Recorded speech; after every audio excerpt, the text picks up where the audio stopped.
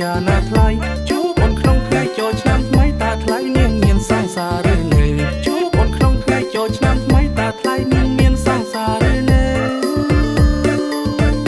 ឃើញរូបអូននាងដើមអ្នកឯងទៅបងសួរសំនួរនាងស្រីឃើញរូបអូននាងដើមអ្នកឯងទៅបងសួរសំនួរនាងស្រីសូមមុនតបមួយម៉ាត់មកថ្លៃចង់ស្ដាប់សម្ដីអូននាងវាចាសូមមុនតបមួយម៉ាត់មកថ្លៃចង់ស្ដាប់សម្ដីអូននាងវាចា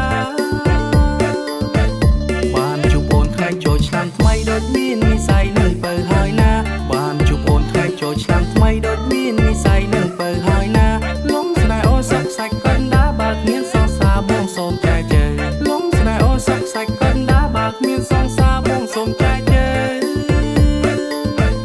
អូននឹងឆ្លើយថាព្រមស្នេហាតែសូមមកចូលសួរដល់ម៉ែឪអូននឹងឆ្លើយថាព្រមស្នេហាតែសូមមកចូលសួរដល់ម៉ែឪហត់ក្រោយថ្ងៃបានចូលឆ្នាំទៅបងនាំពុកម៉ែចូលស្ដីអូនហើយហត់ក្រោយថ្ងៃបានចូលឆ្នាំទៅបងនាំពុកម៉ែចូលស្ដីអូនហើយ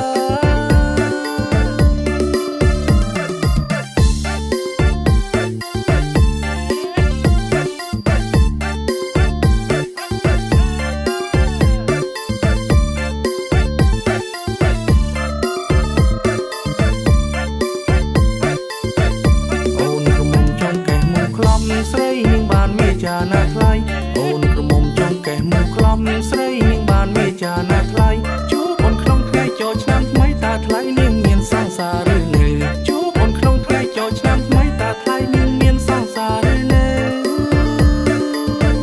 ឃើញរូបអូននាងដើមអ្នកឯងទៅបងសួរសំនួរនាងស្រីឃើញរូបអូននាងដើមអ្នកឯងទៅបងសួរសំនួរនាងស្រីសូមមុនតបមួយម៉ាត់មកថ្លៃចង់ស្ដាប់សម្ដីអូននាងវាចាសូមមុនតបមួយម៉ាត់មកថ្លៃចង់ស្ដាប់សម្ដីអូននាងវាចាបានជួបអូនថ្ងៃចូលឆ្នាំថ្មីដូចមាននិស័យនឹងបើហើយណាបានជួបអូនថ្ងៃចូលឆ្នាំថ្មីដូចមាននិស័យនឹងបើហើយណាលំស្នេហ៍អូនសុខសាច់កណ្ដាបើគ្មានសង្សារបងសូមចែកជើលំស្នេហ៍អូនសុខសាច់កណ្ដាបើគ្មានសង្សារបងសូមចែកជើអូននឹងឆ្លើយថាព្រមស្នេហាតែសូមមកចូលសួរដល់ម៉ែឪអូននឹងឆ្លើយថាព្រមស្នេហាតែសូមមកចូលសួរដល់ម៉ែឪហត់ក្រោយថ្ងៃបានចូលឆ្នាំទៅបងនាំពុកម៉ែចូលស្ដីអូនហើយហត់ក្រោយថ្ងៃបានចូលឆ្នាំទៅបងនាំពុកម៉ែចូលស្ដីអូនហើយ